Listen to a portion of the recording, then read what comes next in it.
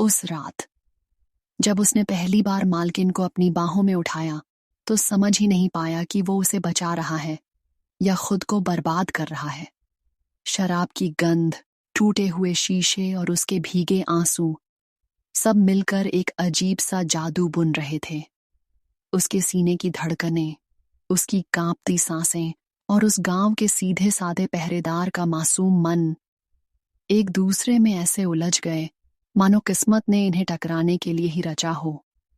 वो नहीं जानता था कि ये पल उसकी रातों को बदल देंगे, उसकी हिफाजत की ड्यूटी को उसकी जिंदगी की सबसे खतरनाक मोहब्बत में बदल देंगे। नाम सुरेश, लंबा चौड़ा कद, गंवई मासूमियत से भरा चेहरा और मेहनत से बने मजबूत बाजू। गांव से निकलकर शहर में आया था ताकि अपने बच्चों को बेहतर जिंदगी दे सके।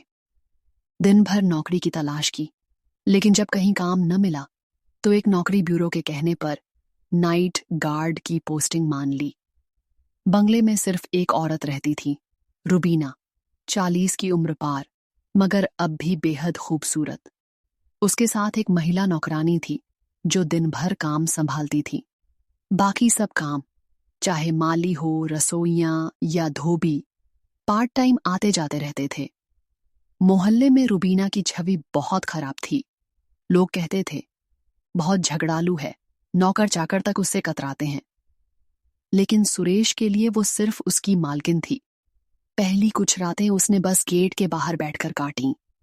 धीरे धीरे रुबीना उसे छोटे छोटे काम देने लगी। जरा मार्केट से दूध ले आना, ये दवा लानी है, सुनो यहां आओ, ये बल्ब बदल दो। ऐसे ही बातों बातों में उसने सुरेश से उसका हालचाल पूछना शुरू कर दिया। बीवी बच्चे कहाँ हैं तुम्हारे? गांव में हैं, अम्मा बाबूजी के साथ। बहुत याद आती होगी। उसके सवाल सीधे दिल में उतर जाते, क्योंकि इस बड़े शहर में पहली बार किसी ने सुरेश की निजी दुनिया में झांकने की कोशिश की थी।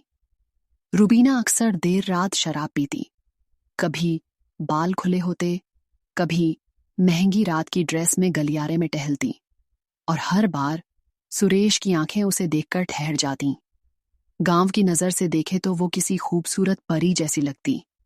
भरा पूरा शरीर, आत्मविश्वास से भरा अंदाज और अकेलापन जो उसकी आंखों में साफ झलकता। कभी कभी वो जानबूझकर दरवाजे पर ज्यादा देर खड़ी होकर सुरेश से बातें करती।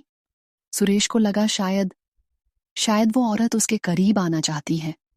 उसका मन करता कुछ कह दे, पर गांव का सीधा लड़का कैसे अपनी मालकिन से आगे बढ़े। एक रात अचानक बंगले से आवाज आई, कांच टूटने की।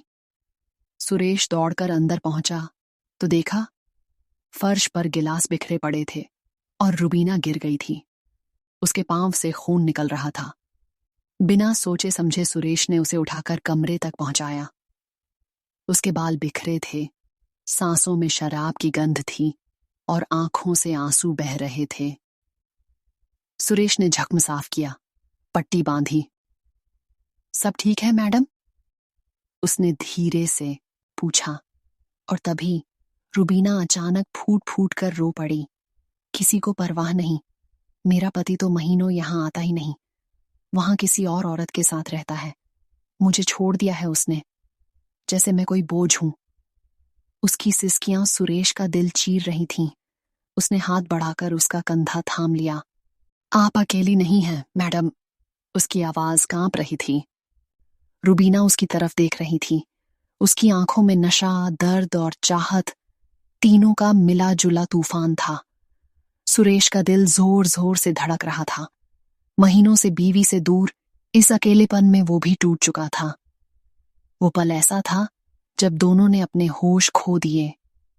रुबीना ने उसका हाथ पकड़ा, औरत ने खुद को उसके सीने से सटा लिया।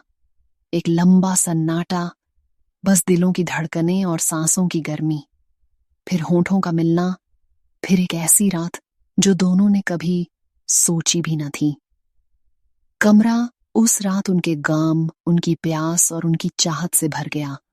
रुबीना, जो सबके लिए झगड़ालू औरत थी, आज सुरेश के सामने बस एक टूटी हुई स्त्री थी, और सुरेश, जो गांव से आया एक मामूली चौकीदार था, उस पल उसके लिए एक सहारा, एक साथी बन गया। सुबह हुई तो सुरेश की नींद खुली। वो फिर से गेट पर अपनी कुर्सी पर था। उसका मन डर से कांप रहा था। क्या अब नौकरी जाएगी? क्या वो औरत सब याद रखेगी? लेकिन सुबह देर तक वो अपने कमरे से बाहर नहीं आई। और जब अगली शाम सुरेश फिर ड्यूटी पर पहुंचा तो उसने उसे बुलाकर सिर्फ इतना कहा, कल जो हुआ वो भूल जाओ, ये किसी को पता नहीं चलना चाहिए, समझे? सुरेश हैरान था। वो गुस्से में नहीं थी, न ही उसने नौकरी से निकाला, बल्कि आने वाले दिनों में उसकी झुंझलाहट कम हो गई। नौकरानी तक ने नोटिस किया, मैडम का मूड बदला बदला सा है। सुरेश अब उस घर का स्थायी चौकीदार बन गया था, लेकिन उसके दिल में हमेशा एक सवाल रह गया, क्या वो रात बस एक गलती थी या किसी नए रिश्ते की शुरुआत? जिंदगी हमें कभी कभी ऐसे मोड़ पर लाकर खड़ा कर देती है जहां सही गलत की परिभाषाएं धुंधली पड़ जाती हैं। प्यासे दिल जब अकेलेपन से मिलते हैं तो रिश्तों की सीमाएं टूट जाती हैं, पर हर चाहत, हर नजदीकी हमेशा मंजिल तक पहुंचे, ये जरूरी नहीं। कुछ कहानियां अधूरी रहकर ही सबसे ज्यादा यादगार बन जाती हैं। अगर ये कहानी पसंद आई हो, लाइक, शेयर और सब्सक्राइब करना मत भूलिए। अगली बार फिर मिलते हैं एक और दिल से निकली दास्तान के साथ।